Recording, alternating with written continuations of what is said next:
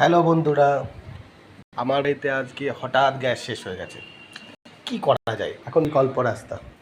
বিকল্প রাস্তার জন্যে কিছু তো করতেই হবে, যেহেতু গ্যাস শেষ হয়ে গেছে, গ্যাস চলছে না।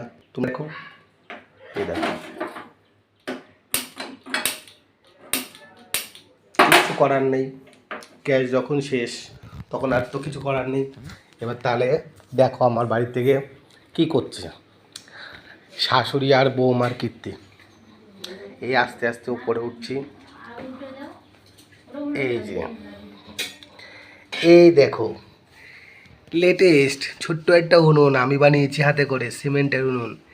এই যে মা ডিম টোস্ট বানাচ্ছে, আর আমার বউ এখানে বসে রয়েছে।